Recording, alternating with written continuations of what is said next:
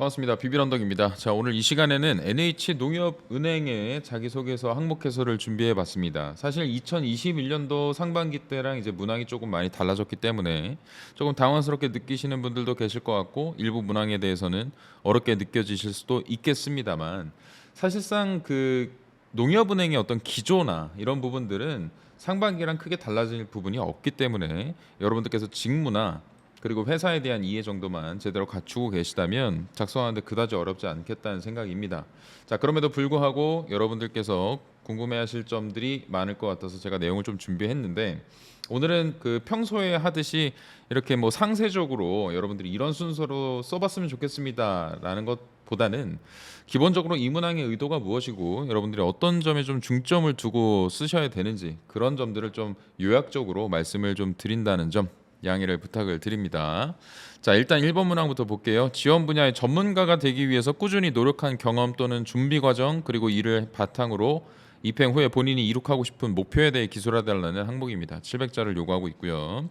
자, 그런데 제가 뭐 다른 항목 해설 보신 분들은 아시겠지만 제일 강조드리는 건 행간의 의미를 정말 파악을 잘 하셔야 돼요. 의도가 왜 이것이 출제가 되었는지를 명확히 이해해야 여러분들이 컨텐츠를 잘 녹여낼 수 있다는 것이죠. 일단 핵심 키워드를 저는 이렇게 한 4가지 정도로 뽑아봤어요. 이 문항에서 묻고 있는 의도가 바로 이런 거라는 겁니다. 첫 번째로 지원 분야의 전문가라는 표현이 나오죠. 이 부분을 묻는 건 지원 분야가 어떤 전문성을 필요로 하는지 제대로 이해하고 있느냐를 검증하기 위해서 물어본다고 생각하셔야 됩니다. 그러니까 서술에 여러분들께서 어떤 표현을 넣어주면 좋을까요? 기본적으로 내가 지금 지원하는 직무가 어떤 역할을 수행하기 때문에 어떤 역량이 필요하다고 생각하여 나는 다음과 같은 노력 과정을 기울여 왔습니다 라고 서술을 하시면 좋은 출발이 될 수 있다는 의미입니다.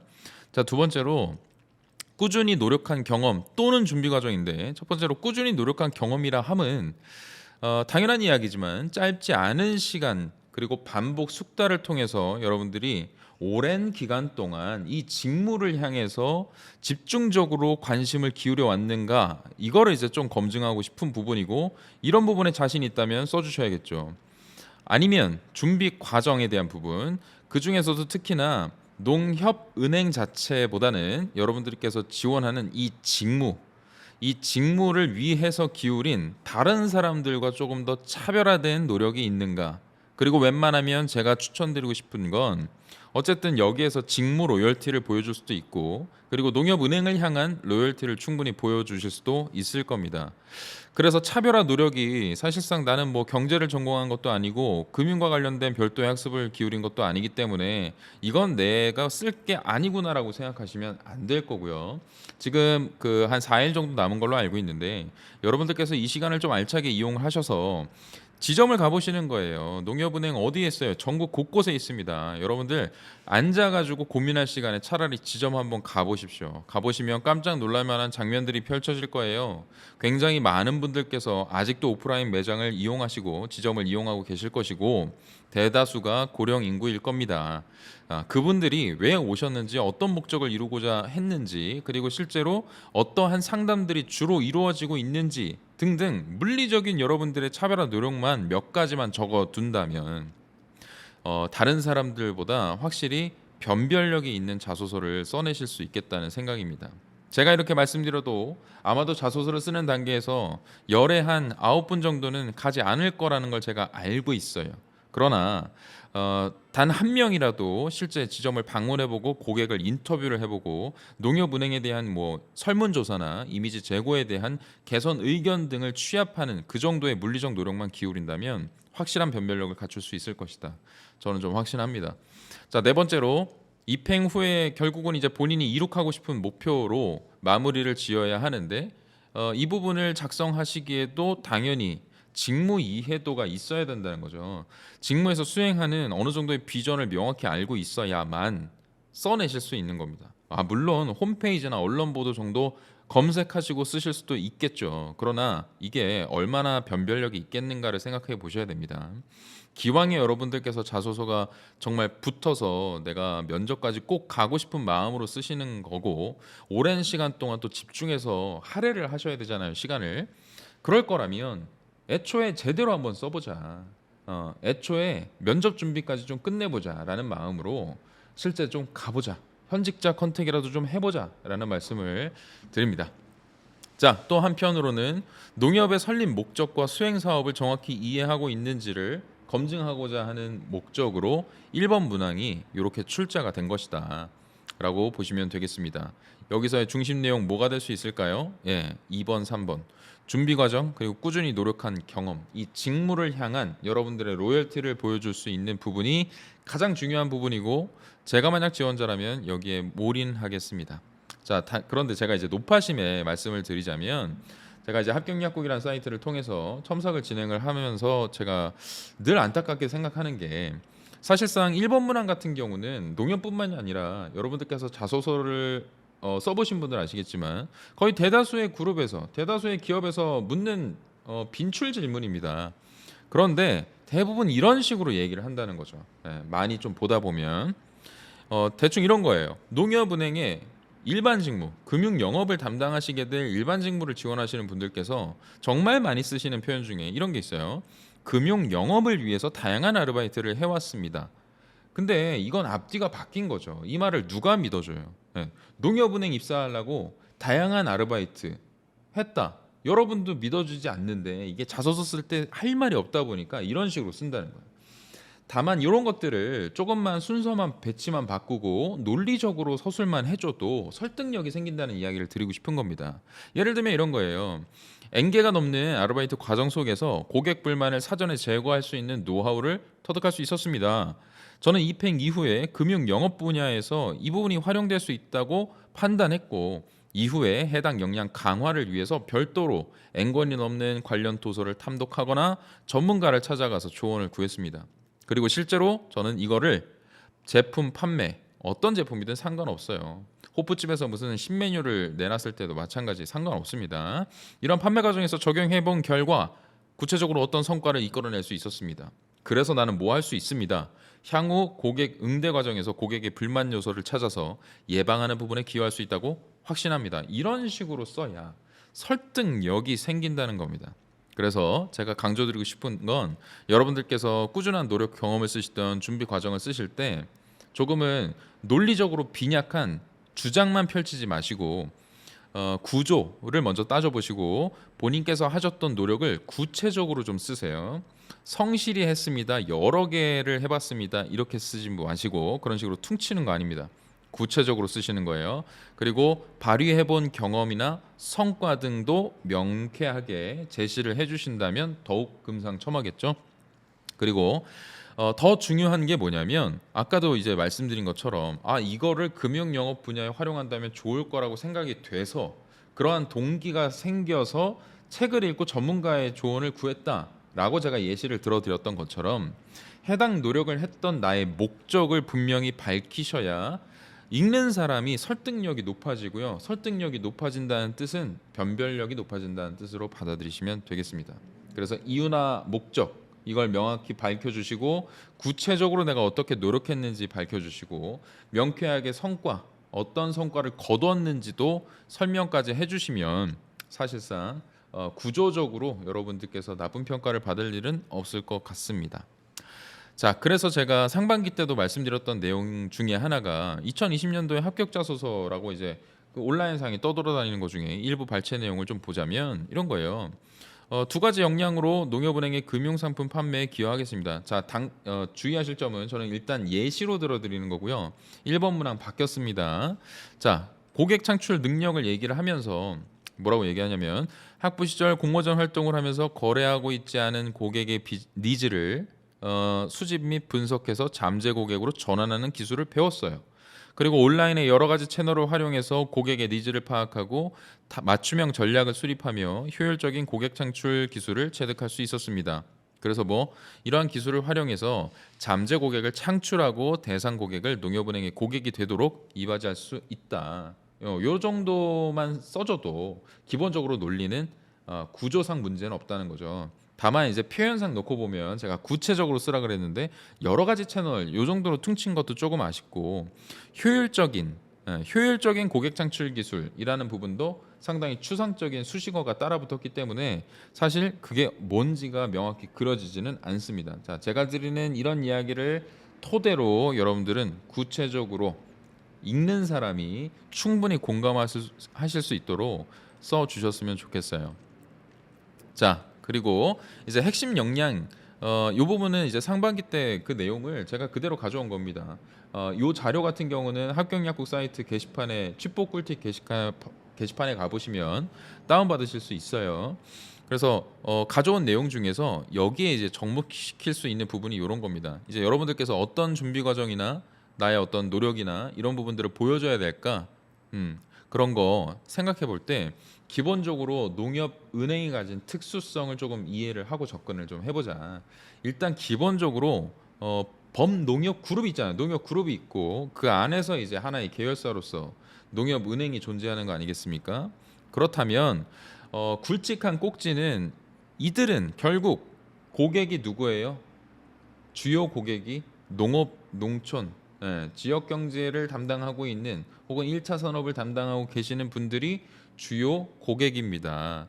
그들을 여러분들 입장에서도 과거에 그들에게 어떤 기여를 하기 위해서 기울였던 노력이 있다? 굉장히 변별력이 있고 직접적인 연결고리가 될 만한 설득력 높은 경험이 될 수 있겠죠. 또는 어쨌든 금융회사고 은행이기 때문에 금융 업무의 수행에 필요한 나만의 어떤 지식이나 기술을 그야말로 전문성을 쌓아왔던 일 이런 게 있다라고 한다면 우선적으로 고려를 해보시라는 겁니다. 또 한편으로는 어차피 여러분들께서 그 후반부에도 말씀을 좀 드렸겠지만 디지털과 관련된 이슈를 좀 많이 물어보잖아요. 그렇기 때문에 디지털과 관련된 직간접 경험이 있다. 그리고 이런 것들을 금융하고 어떻게 접목해 볼지에 대해서 내가 고민해 본 적이 있다. 기획에 좀 참여해 본 일이 있다. 그런 거 있다면 아주 좋은 거겠죠. 이 밖에도 당연히 은행원에게 필요한 핵심 역량이라고 꼽을 수 있는 것들, 전문성, 뭐 응대 태도 이런 것들, 이런 것들을 여러분들께서 직접 경험과 함께 이렇게 내가 준비해 왔습니다라고 얘기할 수 있다면 좋은 전략이 될 수 있겠다고 좀 말씀을 드리고 싶습니다. 자, 그리고 여러분들께서 이제 경험 중심으로 좀 노력 과정을 써주셔야 되고 웬만하면 이렇게 가시적으로 눈에 보일 만한 물리적으로 기울일 만한 그런 노력들을 많이 써주셨으면 좋겠어요. 그래야 눈으로 그려 뭐 머릿속으로 상상할 수 있도록 그려주셔야 읽는 사람한테 공감이 될 수 있으니까 말씀을 드리는 건데 그래서 되도록이면 여러분들께서 직접적으로 활동을 했거나 체험을 해본 일을 써주시면 좋겠고 자격증 취득 같은 거를 자랑하지 말라는 이야기는 아닙니다만 자격증을 취득했더라도 내가 어떠한 관심을 가지고 어떠한 목적을 가지고 학습해서 이렇게 자격증을 취득하는 결과로까지 이어질 수 있었습니다라고 써야지 저는 자격증이 있어서 이미 입사 준비가 끝난 사람이죠 라는 뉘앙스로 쓰면 안 된다는 겁니다.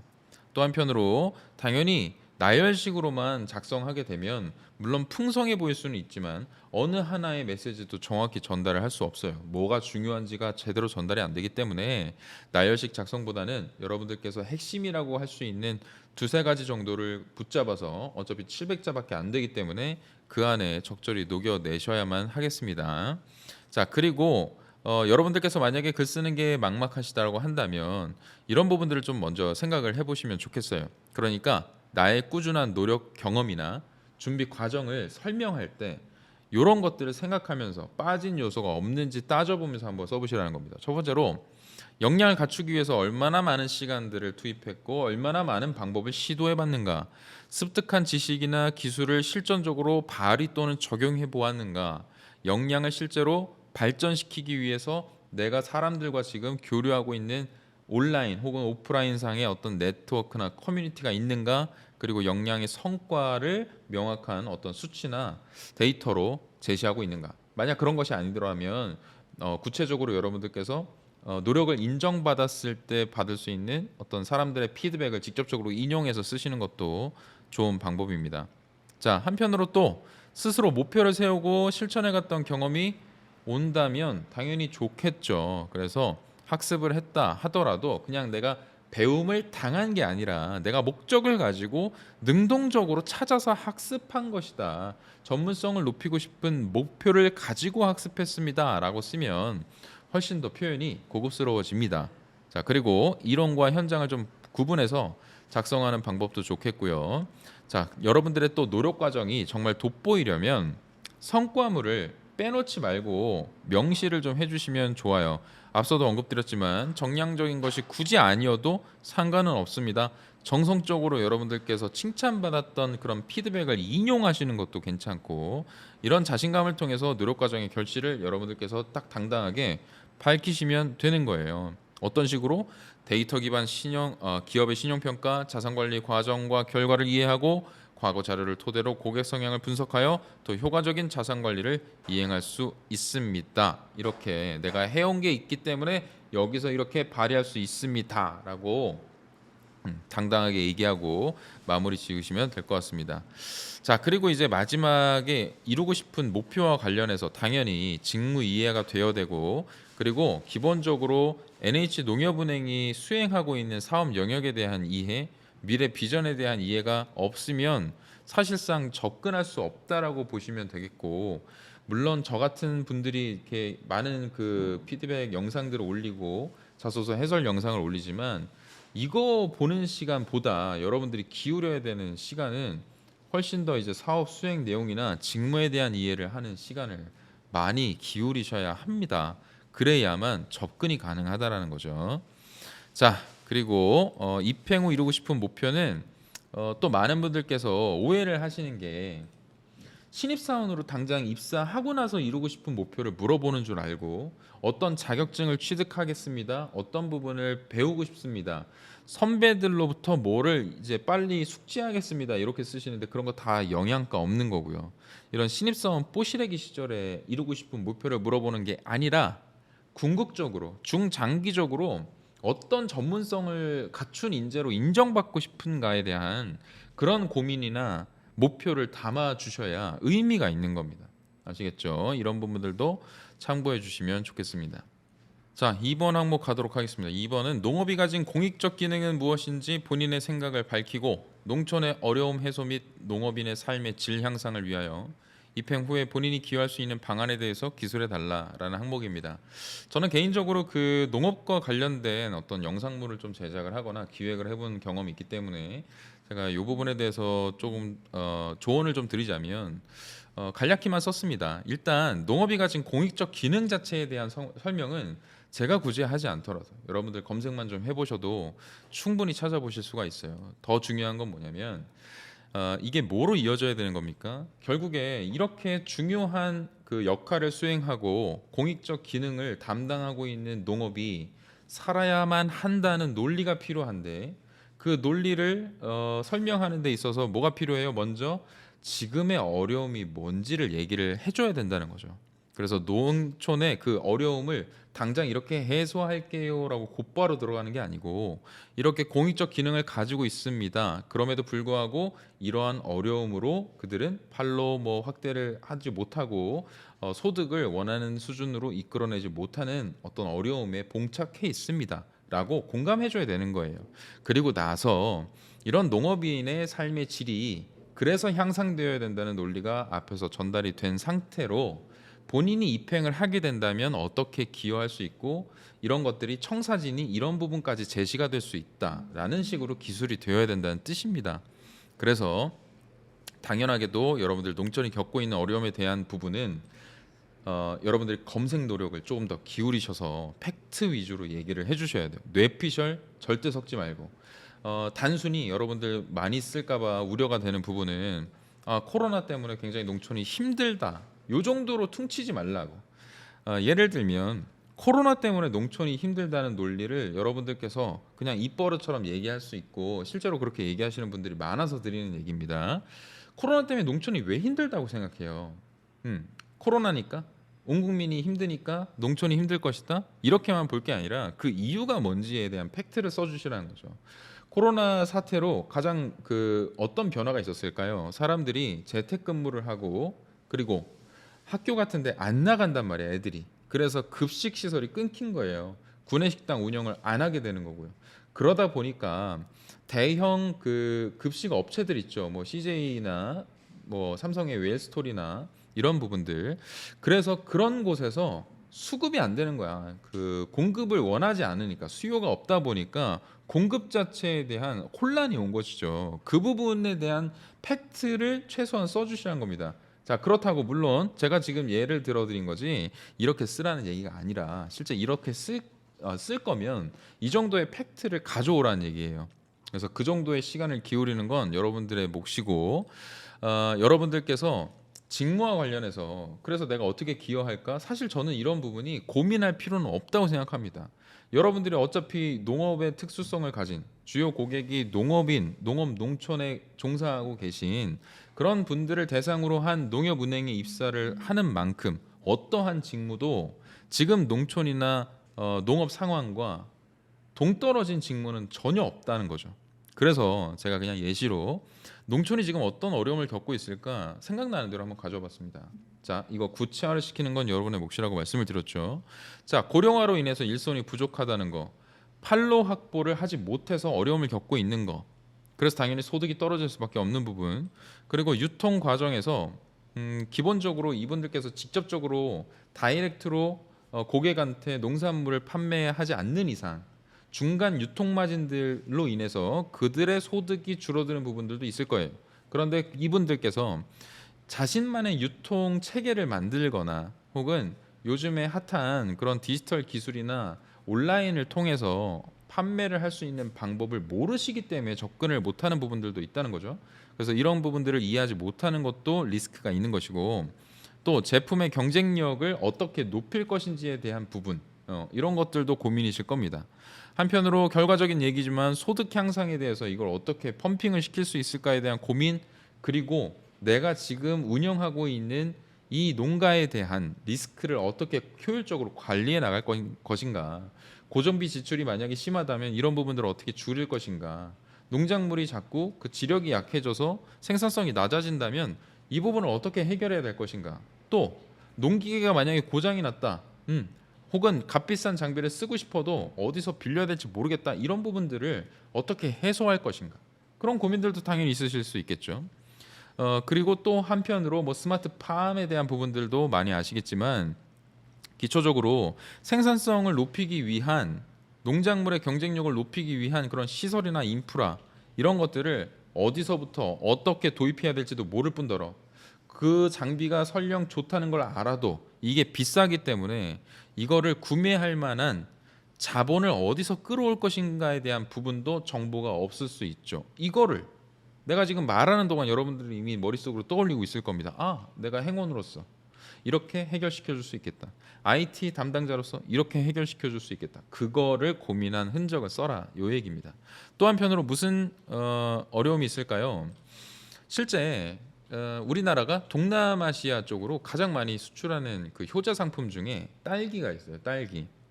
동남아 사람들이 딸기를 그렇게 한국 딸기를 엄청 좋아한다는 거죠. 이건 성공 케이스가 될 수 있습니다. 그럼 우리나라는 딸기만 맛있는 건 아니잖아, 사실. 그런데 이런 것들을 해외로 수출할 때 가장 큰 어려움이 뭐냐면 한국법과 현지법이 다르다는 거죠. 그리고 수출을 하는 데 있어서 무슨 관세와 관련된 부분이라든지 재정 정책이나 법규에 대한 이슈가 굉장히 어렵고 법 해석도 굉장히 어렵고 이런 부분들에 대한 지원이 있다면 얼마나 좋을까. 그런 부분이 아쉬워서 해외 쪽으로 눈길을 돌리지 못하는 분들도 계실 거다라는 거죠. 또한 이분들이 농작물을 잘만 만들어내는 것이 중요한 게 아니고 잘 판매가 되어야 되고 수요와 이 완급 조절이 잘 되어야 되는데 글로벌 경기가 굉장히 민감하게 돌아가고 있는 이 상황에서 저 지구 반대편의 나라로부터 리스크가 바로 다음 날 한국의 증시에 영향을 미치는 것처럼 그런 글로벌 경기 변동에 대해서 수요가 어떻게 변할 것인지에 대해서 빠르게 캐치를 해야 안정적으로 생산을 해내실 수 있겠죠. 그럼에도 불구하고 이분들께서는 직접 재배에 기울이는 시간들이 많기 때문에 정보를 별도로 캐치해내고 습득할 만한 시간적 여력도 없을 뿐더러 어떻게 가져오는지 방법에 대해서 모르실 수도 있다는 겁니다. 그런 정보를 여러분들이 전달해 줄 수 있다면 얼마나 좋을 것인가. 자, 그래서 이번 항목은 사실 크게 어려울 부분이 없다는 거죠. 크게 어려울 부분이 없습니다. 공익적 기능 그리고 농촌의 어려움 그리고 이거를 해결하기 위한 삶의 질을 높이기 위해 여러분들이 기울여야 되는 노력이 그냥 하나의 연결고리, 하나의 세계관으로만 연결돼 있으면 되는 거예요. 그러면 논리적 구성이 가능하다. 예. 개별적으로 딴소리 하라는 게 아니고 2번은 그렇게 풀어내시면 될 것 같습니다. 자, 이어서 3번 보도록 하겠습니다. 아마도 3번 부분이 조금 어렵게 느껴지시는 분들도 계실 겁니다. 왜 나는 그냥 그 일반적으로 지원을 했는데 자꾸만 디지털을 묻는 것이냐? 네, NH농협은행이야말로 금융권 중에서도 선도적으로 디지털 금융을 이끌어 나가는 곳이기도 하고 신년사에서도 범농협에서 모두 다 공통적으로 외치고 있는 것이 디지털 전환이죠. 그래서 생활 플랫폼으로 도약하는 것이 그들의 목표다. 이렇게 밝혔던 만큼 디지털에 대한 이슈를 모르고 NH농협의 자소서를 쓰거나 면접에 임하시는 건 굉장히 위험한 발상입니다. 그렇기 때문에 이제 묻는 것이다. 예, 그 논리를 의도를 왜 나왔는지와 어떤 부분을 어떻게 써 나가야 될지에 대해서 제 나름대로 생각한 부분 말씀을 좀 드릴게요. 그래서 상반기 때 자소서 항목을 해설을 보신 분들께서는 이 내용을 제가 그대로 발췌한 부분들이 많기 때문에 뭐 스킵하면서 들으셔도 될 것 같습니다. 하지만 굵직한 꼭지에서 어떤 흐름으로 맥락을 잡아야 될까를 좀 보세요. 일단 문항만 보면 디지털 금융 혁신이란 무엇인지를 본인의 경험을 바탕으로 이야기를 하라고 말씀을 했습니다. 자, 그렇다면 여러분들께서 본인의 경험을 이야기하실 때 둘 중에 하나죠. 실제로 여러분들이 금융과 관련된 디지털 서비스를 경험하는 과정 속에서 생겼던 이것이 혁신이겠구나, 혹은 이런 혁신이 필요하겠구나, 이런 것들이 요구가 되겠구나라고 공감했던 일, 혹은 여러분들이 금융이라는 걸 좀 일단 좀 내려두고 기본적으로 지금 생활 속에서 여러분들이 주로 사용하는 어떤 그 온라인을 활용한 디지털 기술을 활용한 어떠한 서비스든 상관이 없다. 그걸 활용을 하면서 금융에도 이런 부분들이 적용이 되면 얼마나 좋을까. 앞으로 디지털 금융이 나아가야 될 혁신 그 방향성도 아마도 이런 것이 아닐까라는 것. 예, 두 가지 중에 하나를 좀 선택하시면 될 것 같아요. 그래서 일상적으로 여러분들께서 경험을 좀 바탕으로 해설을 하라고 했기 때문에, 설명을 하라고 했기 때문에 당황스러울 수도 있겠습니다만, 반드시 그것이 여러분들께서 이용한 직접 경험이라는 것이 금융 서비스만 국한되는 건 아니다라고 생각을 해주시면 좋을 것 같고, 자, 두 번째로 묻고 있는 게 뭐예요? 입행 후에 업무에 도입해보고 싶은 신기술이나 혁신에 대해서 기술을 해달라는 부분, 아마도 이 부분 때문에 가장 이제 골머리를 썼고 어렵지 않을까라는 생각이 잠깐 드는데, IT 지원을 하시는 분들께서는 사실상 그다지 어렵지 않게 써 나가실 수 있을 것 같은데, 일반적으로 그냥 지점에서 근무를 희망하시는 분들이나 기본적으로 뭐 스텝 쪽에서 지원을 하시는 분들께서는 이거 굉장히 좀 어려운 부분이다, 뭐 하나를 딱 골라 잡아서 얘기가 힘들다라고 하실 수 있겠습니다만, 따지고 보면 그렇게 이 부분도 어려운 게 아닙니다. 제가 여기에는 본문 내용에는 적지 않았습니다만, 결국 디지털 금융 혁신의 주요 골자를 제 나름대로 써보자면 결국 서비스의 결합이에요. 결합. 기존에 있는 서비스를 결합시키는 겁니다.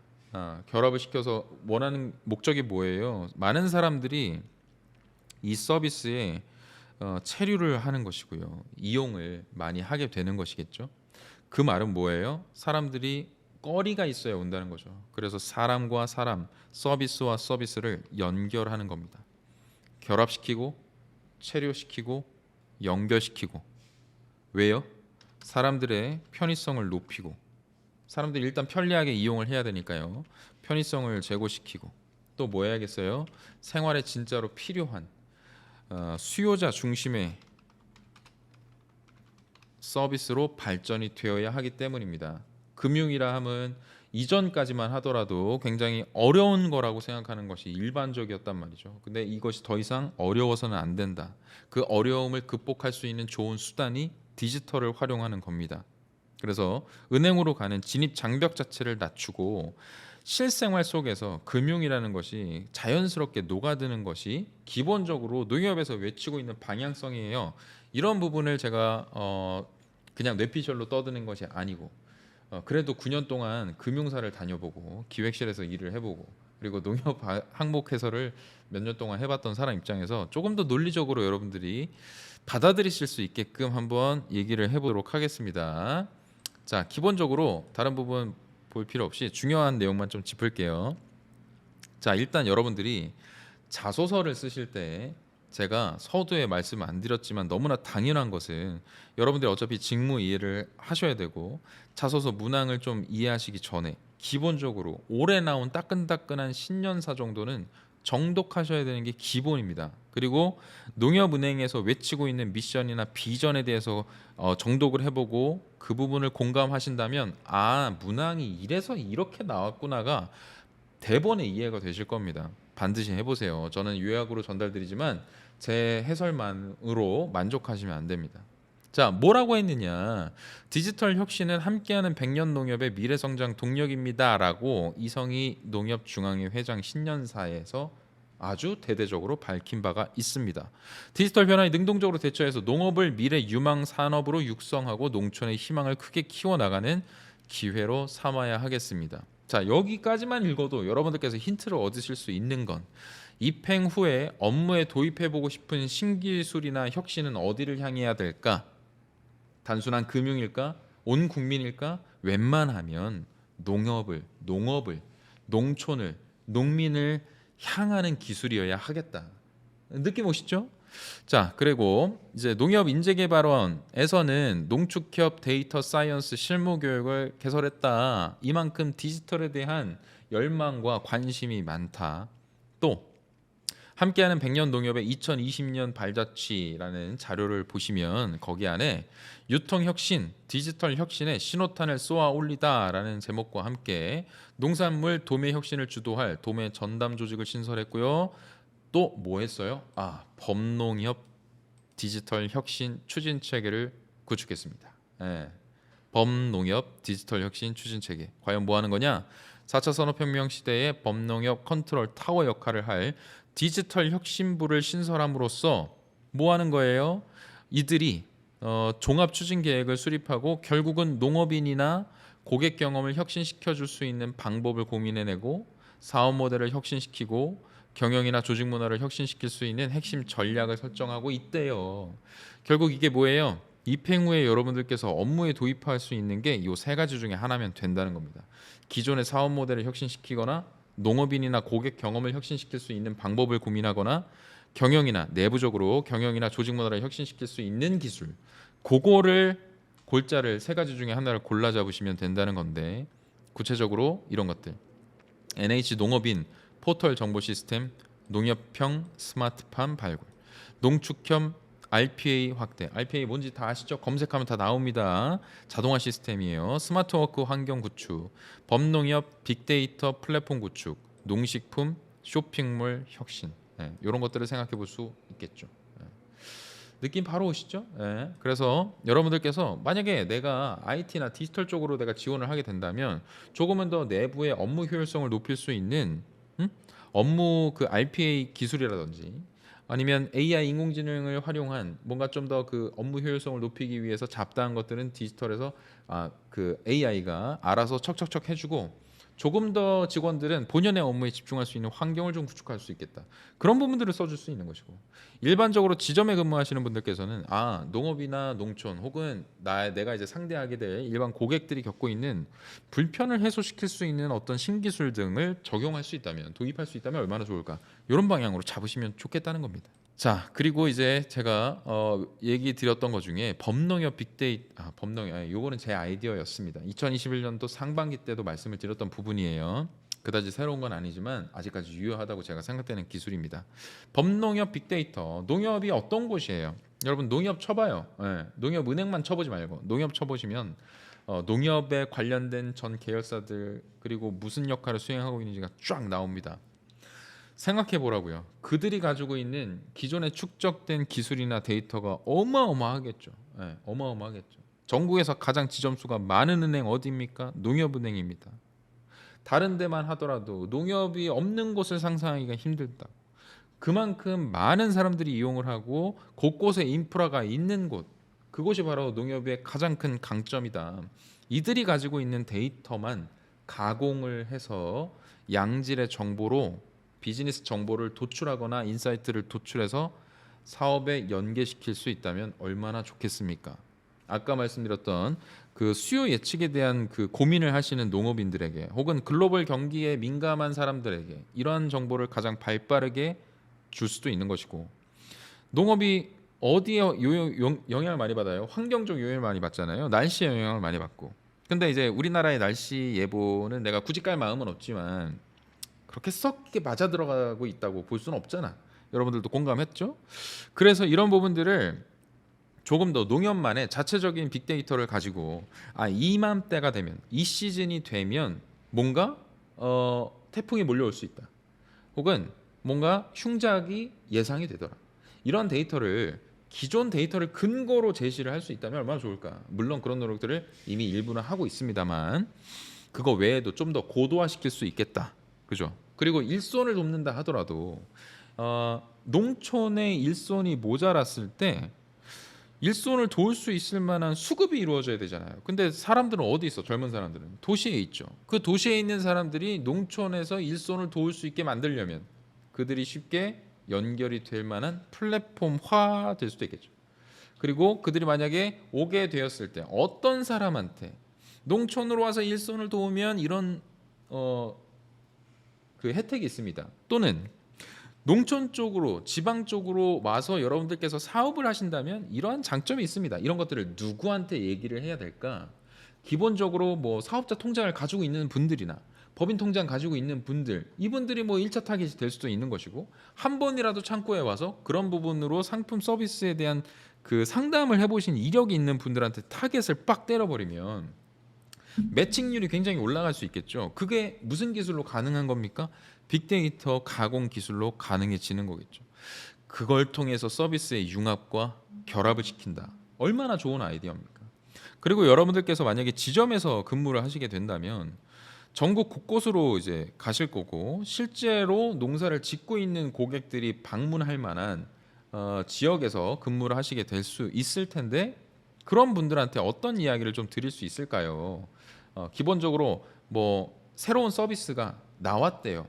혹은 이런 농법이 개발됐대요. 새로운 비료가 있답니다. 이런 얘기들도 해줄 수 있는 거고, 또 한편으로는 제가 생각해 보니까요, 지금은 라이브 커머스가 대세인데 농작물을 라이브 커머스에서 한번 마을회관에 모여가지고 약간 데일리로 이렇게 방송을 좀 꾸려보면 어떨까요? 이런 아이디어도 좀 제시하실 수도 있을 것이고, 그런 것들이 어떤 기술로 가능하게 될 것인가, 어느 플랫폼에 탑재시킬 것인가만 고민하시더라도 양질의 컨텐츠를 써내려가실 수 있을 겁니다. 네, 느낌이 빡빡 오시죠? 빡빡. 자, 그래서 빅데이터가 활용될 수 있는 분야도 나름대로 정리를 해놨습니다. 데이터를 가공하고 통계를 하고, 이런 통계를 바탕으로 예측이나 전망을 내놓고 타겟층을 세분화시키고 그들에 맞는 맞춤 서비스를 제공하고 수요를 예측하고 판단하고 어떤 워닝을 주고 산지 유통 시스템을 새롭게 혁신시키고 결제까지도 가능하죠. 어떻게? 카드 뽑죠. 농협은행의 카드로 간편하게 결제까지 가능하다면, 단순히 라이브 커머스라고 해서 네이버나 쿠팡을 이용할 것이 아니라 이렇게나 많은 인프라를 이미 가지고 있는 농협에서 자체적인 라이브 커머스를 꾸릴 수 있다면 얼마나 좋겠습니까? 예. 그런 것들을 데이터 처리를 기반으로 할 수도 있는 것이고 AI를 기반으로 할 수도 있을 겁니다. 자, 근데 이제 제가 데이터 얘기를 드리면서 빅데이터 얘기를 드리면 기본적으로 우리가 4차 산업혁명 시대에 신기술이라고 불릴 수 있는 것들, 제가 하도 많이 떠들고 다녀서 외우고 있는 것들, 기본적으로 5G, IoT, AI, 빅데이터, 클라우드 서비스, 요 정도 따져볼 수 있습니다. 근데 이게 다 동떨어져 있는 개념이 아닌 겁니다. 예를 들어 볼게요. 신기술이라고 해서 여러분들이 빅데이터만 또 쓸까봐 높아심에 드리는 얘기입니다. 자, 빅데이터를 가공했어요. 얼마나 많은 데이터들이 모였겠습니까? 그 데이터들을 처리하기에 PC 한 대로 가능할까요? 기본적으로 본사에 있는 네트워크 시스템 서버실로만 가능할까요? 그래서 데이터의 양이 너무 방대하다 보니 요즘 이용하고 있는 것들이 뭐예요? 아마존 웹 서비스와 같은 빅데이터, 클라우드입니다. 클라우드. 이런 클라우드 서비스를 이용해서 클라우드 내에는 뭐가 있어야 할까요? 빠른 일 처리를 위해서 빠르게 예측을 해서 오늘 이 날씨 10년치 통계 데이터를 보니까 이날은 비가 와, 이런 것들을 예측하려면 슈퍼컴퓨터가 필요하겠죠. 이런 것들을 좀 고급스럽게 우리는 AI라고 부릅니다. 인공지능을 기반으로 해서 인공지능이 빠르게 데이터를 또 처리하려면 그 데이터를 처리할 만한 기존의 데이터를 처리해 줄 클라우드가 필요한 것이고, 또 뭐가 필요할까? 5G, 빠른 통신망이 필요한 겁니다. 이해가 되시죠? 그래서 만약에 이런 것들이 더 나아가서, 만약에 내가 비닐하우스를 운영을 하고 있는데 오늘은 뭔가 좀 가뭄이야. 그래서 비가 한동안 안 올 것 같아. 그럴 때 알아서 물을 뿌려주는 기계가 있다면 얼마나 좋겠어요. 스프링클러가. 그래가지고 그냥 알아서 AI가 워닝을 주면 몇 시간부터 몇 시간 동안 물 틀어. 그러면 농부님들은 이제 집에서 자고 있고, 비닐하우스에서는 물이 틀어지고, 그걸 가능하게 하는 게 IoT다. 다 연결되는 개념인 거죠. 그래서 이런 부분들과 관련해서 여러분들이 여러 가지 아이디어를 내보실 수 있을 겁니다. 그래서 시설물과 관련된 거, 시스템을 도입하는 거, 그리고 뭐 교육 시스템을 효율화 시킨다든지, 혹은 대국민 홍보나 마케팅 이쪽으로 여러분들께서 기술을 도입해서 이렇게 활용하면 좋겠습니다라는 이야기도 하실 수 있다. 자, 그런데 제가 이렇게 말씀을 자신감 있게 드릴 수 있었던 이유는 2021년도 농협금융지주 회장님의 신년사 속에서, 그리고 NH농협은행이 최근 보이고 있는 행보들만 봐도 이해가 되는 부분이죠. 뭐라고 얘기하셨냐? 농협금융은 디지털 금융 혁신을 발빠르게 추진하고 특화된 서비스를 제공하는 경쟁력 있는 디지털 플랫폼을 구축해서 디지털 선도 금융회사로서의 입지를 굳건히 해나가겠습니다라고 밝히셨기 때문에 지금 3번 문항 나온 겁니다, 여러분. 자, 그리고 빅데이터에 기반한 마케팅 프로세스를 도입하고, 워딩 그대로 이렇게 얘기하셨어요. 금융, 경제, 유통 등의 정보 결합을 통해 고객 니즈에 부합한 맞춤형 상품과 서비스를 제공하겠습니다. 그게 가능하려면 기초적으로 빅데이터 기술이다. 빅테크 그리고 핀테크 기업 등과 제휴도 확대하여 오픈뱅킹, 마이데이터 등을 활용한 상생하는 사업 모델을 발굴하고 사업 영역도 확장해 나가겠다. 맥락이 이해되시죠? 제가 근거 없이 떠드는 것이 아니라는 걸 이해해 주시면 좋겠습니다. 자, 그리고 2월 9일 날 열린 제1차 농협금융 DT 디지털 트랜스포메이션 추진 최고협의회에서 농협금융 회장님은 이렇게 얘기하신 바 있습니다. 이 내용 사실 되게 중요한 부분입니다. 상반기 때도 제가 강조해서 말씀을 드렸던 부분이고요. 고객 일상의 금융의 서비스를 녹여낼 수 있는 플랫폼이 되어야 고객의 선택을 받을 수 있을 것이다. 네이버, 카카오 같은 빅테크들이 고객 불편을 적극적으로 찾아 해결 방안을 제시하는 반면 기존의 금융회사는 여전히 서비스 공급자 중심의 사고방식에 갇혀 고객의 다양한 니즈를 반영하지 못하고 있다. 잘 한번 생각해 보세요. 제가 무슨 얘기를 하려는지.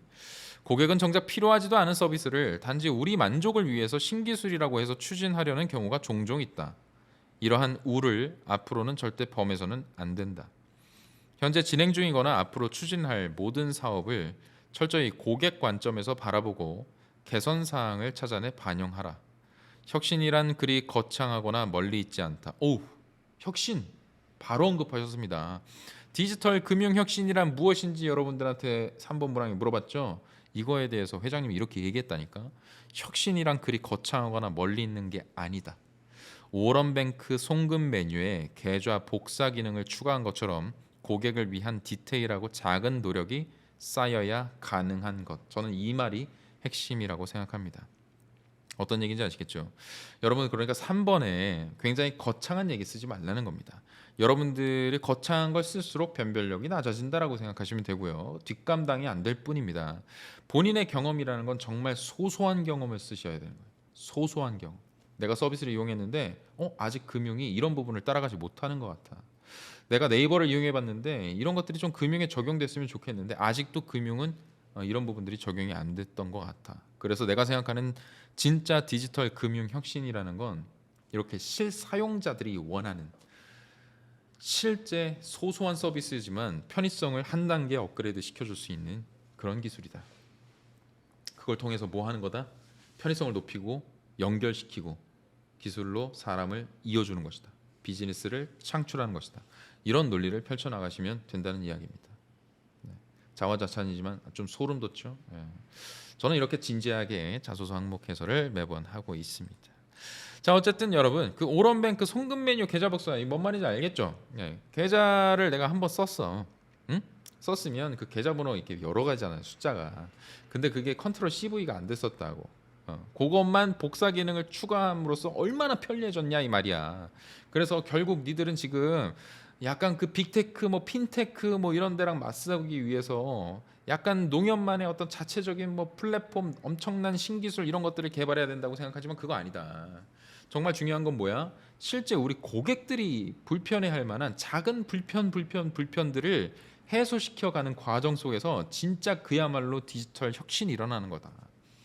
요 말이 핵심이다. 그래서 여러분들께서 본인의 경험을 쓰실 때에는 소소한 부분, 정말로 적용 가능한 부분 이런 것들을 우선적으로 좀 떠올려 보셨으면 좋겠고, 이런 것들이 입행 후에 결국은 나를 찾아오는 고객들을 이렇게 이롭게 만들어 줄 테니 이런 신기술 등을 이렇게 활용해 보면 좋겠다.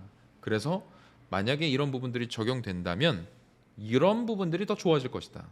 어떠한 성과를 거둘 수 있을 것이다. 어떠한 목표를 달성해낼 수 있을 것이다. 이렇게 매듭을 지어주시면 될 거라는 이야기입니다. 자, 그러면 4번 보도록 하겠습니다. 자, 4번 문항은 사실 그 2번, 3번과는 조금 다르게 너무 좀 일반적인 부분이라서 제가 거창하게 드릴 말씀은 없고요. 타인과 함께 열정을 갖고 임했던 경험과 그 과정에서의 성취를 구체적으로 언급해라. 팀워크, 협업과 관련된 부분을 얘기를 하는데 조금 결이 다른 부분, 디테일을 놓치면 안 되는 부분이 있습니다. 뭐냐? 타인과 함께 열정을 가지고 임했던 경험이에요. 여러분들이 오해하시면 안 되는 건 많이들 쓰시는 부분이 타인과의 이야기나 협업이나 팀워크를 얘기하면 나 다른 사람들이랑 친해지는데 문제 없는 사람이에요. 요거 얘기하려고 그놈의 소통, 그놈의 친화력 이런 것들만 주구장창 쓰시는데 이런 것들이 굉장히 실체 없는 표현일 가능성이 아주 높습니다. 여러분들 생각해 보세요. 여러분들 말고도 수많은 사람들, 지금 자소설닷컴만 하더라도 3만 명이 넘는 사람들이 이 자소서 항목을 조회를 했던데 정말 많은 지원자들이 그런 이야기를 하지 않을까요? 똑같이. 저는 히키코모리처럼 집에 있는 걸 좋아해요. 혼자서 단독적으로 일하는 걸 즐기죠. 이렇게 쓰는 사람 아무도 없을 거란 말이에요. 그러니까 소통이나 친화력 같은 거는 함부로 쓰는 게 아닙니다. 함부로 쓰는 게 아니에요. 언제 쓰는 거냐면 진짜 소통이나 친화로 내가 엄청난 성과를 거둔 경험 그런 거 없으면 건드는 게 아닙니다. 뭔 말인지 아시겠죠? 이런 건 근거 제시가 굉장히 어렵기 때문이에요. 소통 잘해요, 친화 잘해요. 100이면 100 다 쓴다고. 그런데 변별력 가지기 힘들다고, 근거 제시하기도 힘들다고. 자, 어쨌든 문항 계속 볼게요. 자, 입행 후에 열정적이고 생동감 넘치는 팀을 만들기 위해 본인이 기여할 수 있는 부분에 대해서 기술해 주십시오. 자, 제가 이 항목을 보면서 드리고 싶은 얘기는 딱 이겁니다. 저는 실제 현장에서 물론 이제 은행은 아니었고요. 지점장도 해보고 보험 그 금융 영업도 해보고 금융 상품 판매도 해보고 실제 소비자 정책을 기획하는 부서에서도 좀 일을 해봤고 홍보팀에서도 일을 해봤습니다. 그 모든 지식을 바탕으로 과연 열정적이고 생동감 넘치는 팀은 무엇인가? 뭐겠어요? 결국 목표 달성하는 팀입니다. 한 사람의 개인기로 인해서 사람들이 두루두루 친해지고 야 오늘 내가 너 도시락 사왔어. 어머 언니 너무 사랑스러워요. 우리 팀은 최고야. 열정적이고 생동감 넘치는 팀이야 라고 얘기해줄 정신 나간 여자는 없다는 거지. 무슨 얘기예요? 실적이 나는 팀이 그야말로 열정적이고 생동감 넘치는 팀입니다. 그러면 여러분들은 뭔 얘기를 해야 될까? 나의 전문성을 높여서 나의 역량을 한 단계 이끌어내서 혹은 내가 어떤 일에 미친 듯이 매달려서 조직의 성과에 기여했던 경험을 얘기를 먼저 털어야 돼요. 그런 경험을 털어셔야 돼요. 그래서 여러분들이 직접적으로 조직 목표를 달성시키기 위해 미친 듯이 매달렸다. 치열하게 매달렸다라는 이야기를 하려면 어떤 얘기들이 나와줘야 될까요? 기본적으로 여기 쓰지 않았지만 장애물, 난관에도 불구하고 극복한 이야기. 이것이 결국 조직의 성과로 이어진 이야기가 나와야 됩니다. 만약에 여러분들께서 아무리 생각해도 이런 소재가 없다라고 하시더라도 소통이나 친화를 직접적으로 건드는 것이 아니라 애둘러서 표현해 보는 거예요. 우회적으로 어떻게? 내가 어떤 미션을 받았어. 조직 내에서. 그런데 이 미션 중에서 해결할 수 없다는 의견이 너무나 팽배했어. 그럼에도 불구하고 나는 가능성이 있다라고 독려하는 한편 그렇게 독려만 한 게 아니라 허황된 메시지만 던지고 공수표만 날리는 게 아니라 실제 밤을 새서 매달렸어. 그랬더니 다른 사람들에게 영향을 미치더라.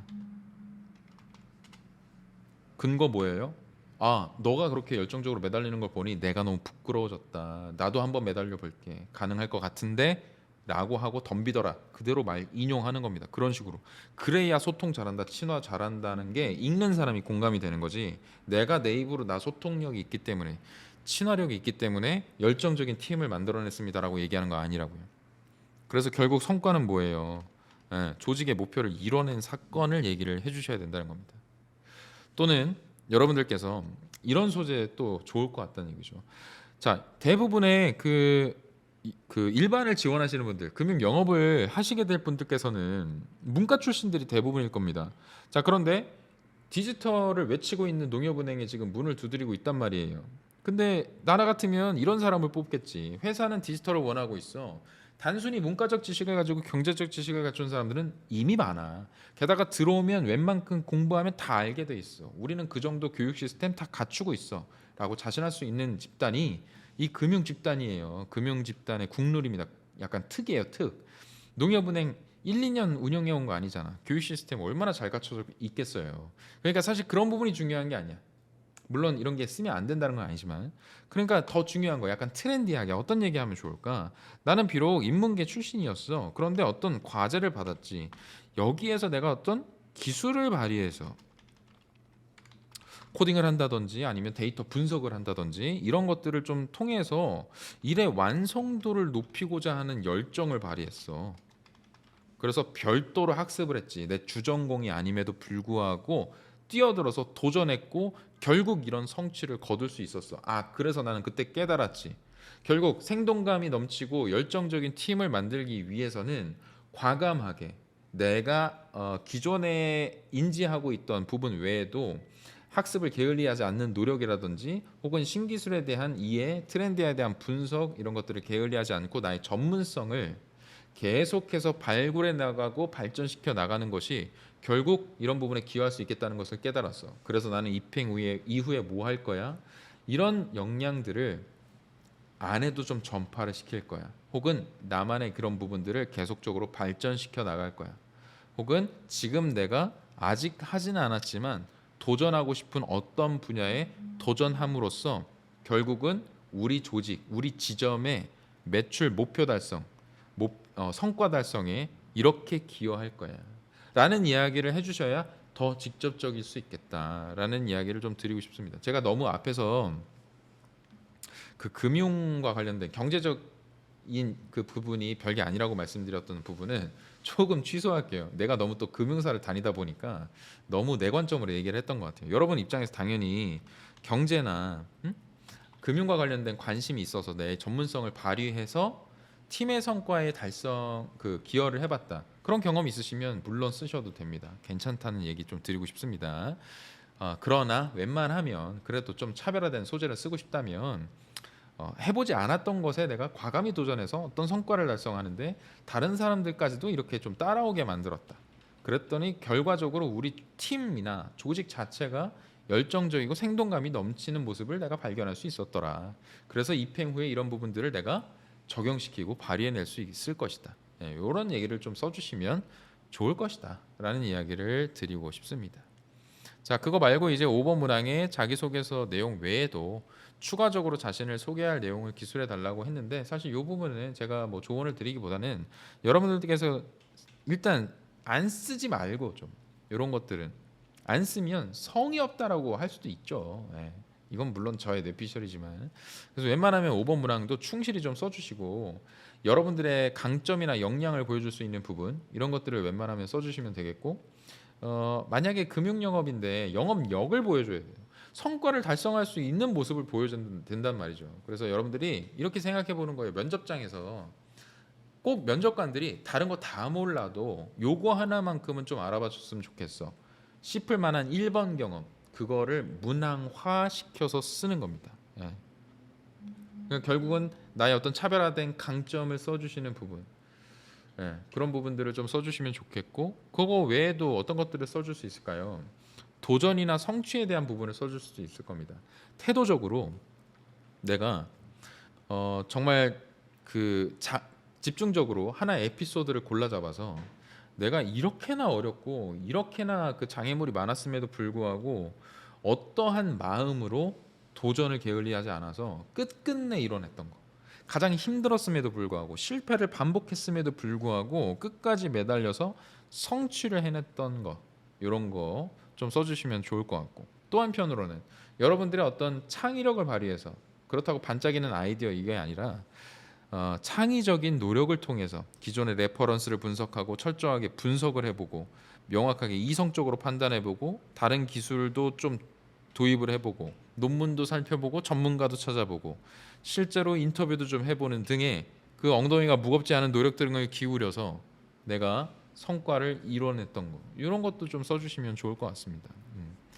그 정도 얘기를 좀 드리는데 마지막으로 제가 끝나기 전에 여기까지 듣고 이제 끄셔도 돼요. 끄셔도 되고 다른 부분은 사실 상반기 때 이제 말씀을 드렸는데 안 들었던 분들께서는 이 정도를 좀 이해하시면 될 것 같습니다.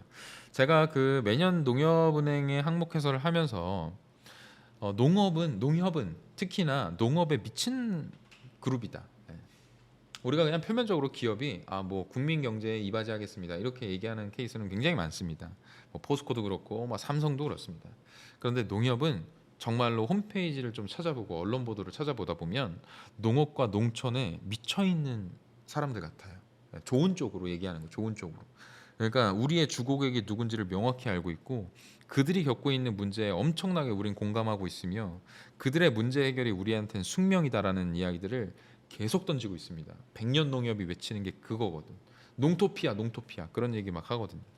그래서 웬만하면 여러분들께서 이제 소재를 고르실 때 앞서서 어느 정도 말씀을 드렸습니다만 방향성 자체가 뜬금없이 흘러가면 안 돼요. 기본적으로 그냥 시중은행에 썼던 거 적당히 컨트롤 CV 하면 안 된다는 얘기입니다. 기본적으로 여러분들이 꺼내야 되는 소재 중에 뭐 농업과 농촌 경제, 지역사회 발전, 농축산업 종사자와 관련된 직간접 경험이 있으시다면 이런 것들을 우선적으로 좀 꺼내 보셨으면 좋겠어요. 그래서 실제 이제 저와 함께 면접까지 준비하시고 합격하신 분들께서 이런 예를 들어드렸던 거죠. 아무런 경험이 없다는 거야. 농촌과 관련된 경험 없어요. 지금 아마 영상 보시는 분들께서도 대다수 없다고 얘기할 거야. 근데 과연 없을까? 있을 겁니다. 육묘장 아르바이트, 농촌 봉사활동, 그리고 농축 산업과 관련해서 여러분들께서 무슨 언론 보도나 무슨 뭐 강연회나 세미나에 참여했던 거, 그냥 봤던 일도 괜찮고, 그리고 뭐 텃밭을 운영하시고 계신 친척의 사례 괜찮아. 농업인과의 대화, 관련 지식에 대한 그 학습, 별도의 학습 이런 것들 얼마든지 괜찮다. 얼마든지. 그리고 이제 농업을 위한 어떤 교육 지원 서비스, 뭐 멘토링 이런 거에 참여를 해봤다든지, 그리고 뭐 전문가 양성, 신규 수익 모델에 대한 고민, 신기술 관련 스타트업과의 협업이나 육성 이런 것들에 조금이라도 인발부가 되었었다라고 한다면 이런 경험들을 적극적으로 좀 꺼내 보셨으면 좋겠고요. 그리고 디지털 이야기가 대놓고 나오고 있는 만큼 디지털 기술과 농축 산업에 대한 고민을 자소서 쓰시기 전에 기본적으로 어느 정도 하고 좀 보셨으면 좋겠습니다.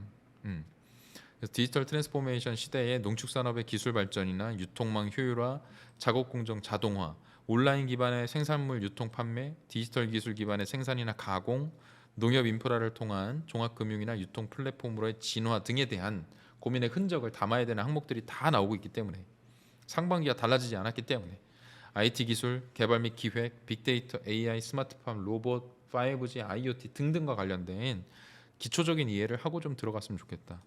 자, 세 번째로 금융 지식을 통한 결국은 방향성 어디를 향해야 된다. 웬만하면 농축산업, 지역경제 활성화로 향해야 한다. 그래서 농촌과 지역경제 활성화를 위한 금융인으로서의 서비스 고민을 여러분들이 많이 해보셔야 될 것 같고요. 농협의 홈페이지나 농협은행의 홈페이지 그리고 언론 보도 등을 많이 보신 분들은 많이 아시겠지만 지금 그들이 겪고 있는 문제 상황에 대해서 어느 정도 공감을 해야 되는 부분들도 문항에서 출제가 되고 있죠. 그래서 수익 안정화, 뭐 귀농, 귀촌 정착, 위기 상황에 대한 리스크 관리, 긴급 지원 이런 부분에 대한 관심도를 드러내거나 그래서 여러분들이 뭐 회계나 금융 지식이나 영업력이나 협상력이나 설득력이나 자격증이 있는데 있는 게 중요한 게 아니라 이런 부분에 내가 기여할 수 있다라고 논리를 풀어나갈 줄 알아야 된다는 것이죠. 자, 네 번째로 유통망 변화에 대한 관심, 그리고 농축산업의 유통 효율화, 이 부분도 지속적으로 범농협에서 계속 외치고 있는 부분들이기 때문에 이런 점들을 좀 여러분들만의 강점으로 언급해 보시는 것도 좋을 것 같다라는 이야기를 드립니다. 그래서 뭐 많은 내용들이 있는데 사실 이 뒷내용이 좀 더 궁금하시다면 21년도 상반기에 제가 올렸던 농협은행 자소서 항목은행 그 항목 해설을 보시면 훨씬 더 자세한 이야기를 좀 보실 수 있기 때문에 제가 긴 이야기를 여기서 하지는 않겠습니다. 이미 많은 시간 동안 좀 떠들어 가지고 지치셨을 것 같아요. 그리고 신년사 꼭 보시고 최근 언론 보도 이런 것들 좀 놓치지 않고 보셨으면 좋겠습니다. 여기 농협 홈페이지만 가보셔도요. 홈페이지 잘 만들어뒀죠? 여기 보면은 이 홍보센터에 보도자료 있죠. 보도자료. 요거 제목만 봐도 지금 농촌에서 무슨 어려움을 겪고 있는지, 농촌의 상황 속에서 내가 어떠한 해결책을 내놓을 수 있을지가 보입니다. 이 개꿀팁인데 이걸 뒷부분에서 말씀드려 죄송해요. 지금까지 보신 분들을 위한 선물입니다.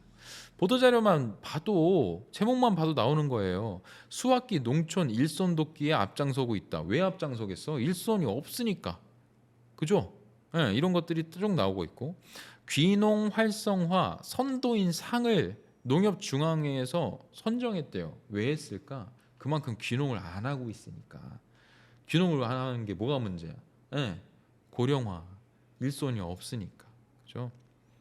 자, 그리고 뭐 이런 거 스마트 APC 추진 보고의 개최 이런 건 모르겠잖아. 내용을 보는 거예요. 내용을. 스마트 보면은 농협은 올해 말까지 시범 사업을 마무리 짓고 APC 정보화를 전국적으로 확대하여 빅데이터를 축적하고 이를 기반으로 농산물 상품화는 물론 수급 안정과 판매 확대. 제가 미리 읽어본 거 아닌데 소름 돋잖아. 내가 했던 얘기 다 들어가 있잖아. 이미 이거 하고 있다니까 이렇게. 네. 수급 안정과 판매 확대, 수치 가격 재고까지 APC의 역할 확대에 주력할 것이다. 또 시설 자동화 투자도 가속화하여 내가 했던 얘기 다 들어가 있어. 나를 채용을 해줘야 될 것 같아. 운영을 더욱 효율화하고 지속적인 APC를 만들어 나가도록 하겠다. 그래서 농협 경제 지주의 대표 이사께서 인력 부족과 비용 상승 등 어려움을 겪고 있는 산지 유통 시설의 스마트화로 나왔죠? 답 나왔지. 뭐 어렵다고? 인력 부족하고 비용이 상승하고 있네. 예. 여기서 힌트를 다 얻으실 수 있습니다. 이런 언론 보도 길게 볼 것도 없어요. 최근 한 6개월치만 봐요. 6개월치만 봐도 여러분들 항목에 어떤 내용을 넣어야 될까가 눈에 다 보일 겁니다. 자, 그렇게 해서 지금까지 뭐 1시간 가량 떠들어 댔는데 여러분들 마무리 좀 잘 하시고 매년 그 농협은행의 인기가 굉장히 많죠. 예, 농협은행 누구나 들어가고 싶은 기업이고 마지막으로 드리고 싶은 얘기는 그만큼 여러분들 많이 들어가고 싶은 사람이 들어가고 싶은 마음이 많은 만큼 좀 더 다른 사람들과 차별화된 이야기를 던졌으면 좋겠는데 그 방법이 사실 어려운 게 아니에요. 집 근처에 있는 지점 좀 가봐요. 가봐서 거기 앉아 있는 현직자 인터뷰 하시고 현직자뿐만이 아니라 뒤에 앉아 있는 고객들 인터뷰도 좀 해봐요. 어떤 어려움을 겪고 있는지. 예. 저 같으면 내가 서울 살고 있어. 내가 서울 살고 있어. 근데 서울 지점에는 농사 짓는 분들 사실 많지는 않을 거 아니야. 그러면 어디 가보면 될까? 근교에 있는 지방권 한번 내려가 보는 거야. 그래서 실제 농민 분들과 금융 상담을 진행해 본 창고 직원을 붙잡고 또 한편으로 뒤에 앉아 있는 사람들이 농민들이실 거 아니에요. 그분들한테 지금 어떤 게 어려운지를 들어봐요. 그래놓고 어디다 녹이면 돼? 1번 문항에 그대로 녹이면 돼요. 뭐 했다고.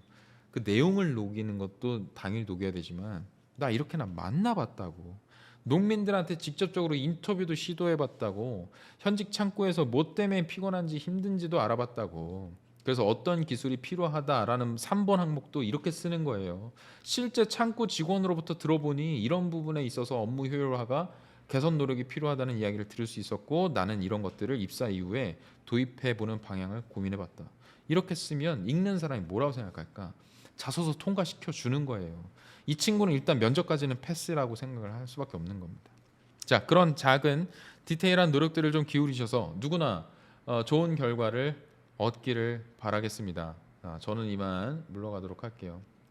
여러분들 꼭 성공적으로 쓰시고 기한 내에 제출 잘하셨으면 좋겠습니다. 긴 시간 동안 제 얘기 들어주셔서 감사합니다.